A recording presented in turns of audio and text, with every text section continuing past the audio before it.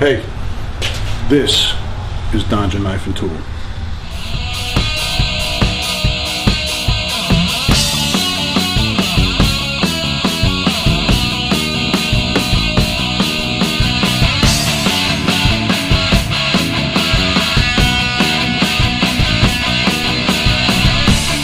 Welcome back to Donja Knife and Tool.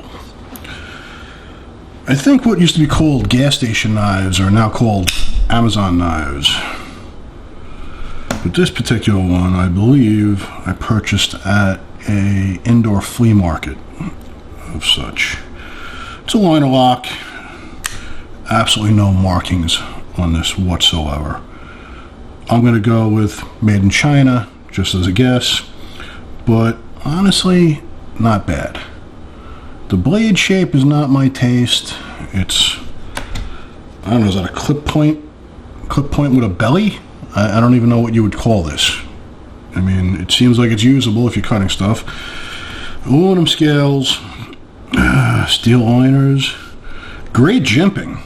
I love when you see jimping on the handle and the blade, and it just matches right up. That is cool. Very cool.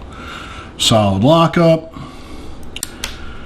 But that's all I can tell you about this because I don't remember anything more about it. I found this in a box with a bunch of other tools and knives. I know I bought it at an indoor flea market many years ago. But sticking with the budget flea market situation, you get stuff like this. This I believe I got on Amazon, and it is an assisted, almost like a switchblade. Now this one's fun because at the Joker Why So Serious, and on the other side it says Tac Force.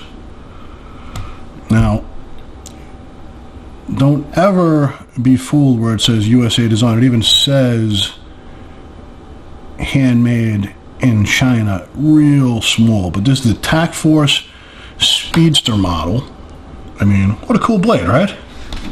And I'm sure this was under 20 bucks. Again, so long ago that I bought these, it's hard to remember. But for comparison, there you go. Now this MTech, or Tac Force, sorry, reminds me of the MTech brand, which is more associated with Amazon / gas station knives. Now check this out. This was $10. This I bought recently. Also assisted, just like this one. So spring assisted. You have a frame lock. This is steel. I mean, this is a big knife. That's some nice action right there. You can choke up on this thing. Okay, so it even says MTech USA, MTech USA, MTech USA. It is not a USA made knife. All right, it even says China right there on the blade. Real tiny. And it'll say USA Design. So like I said on this one, USA Design, then real small under the bottom it says handcrafted in China. So be careful of that. I know a lot of people that say, well, I'm not going to buy a Chinese knife, I'm going to go buy a Gerber. And if you spend it under $50 for a Gerber, it's not made in the USA. All right? A lot of that stuff's made, a lot of American companies are made overseas. There's nothing wrong with that. All right? I know a lot of guys that will laugh out loud over an MTech.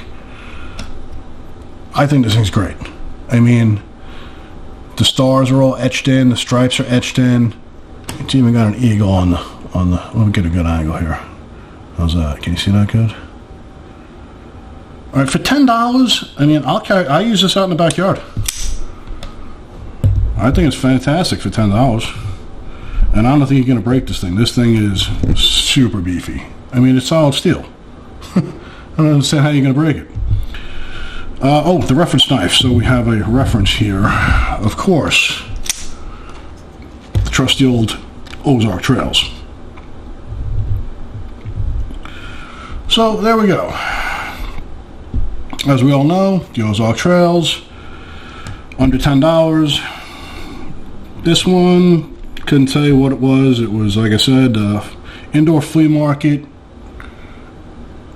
maybe 2 decades ago. but not a bad knife. This one, if I remember correctly, was just under 20.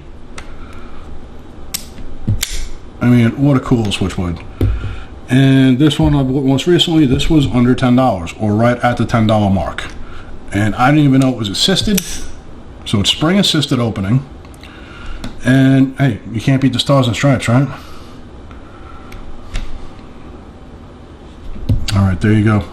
And so size comparison for, I mean, this is a big knife.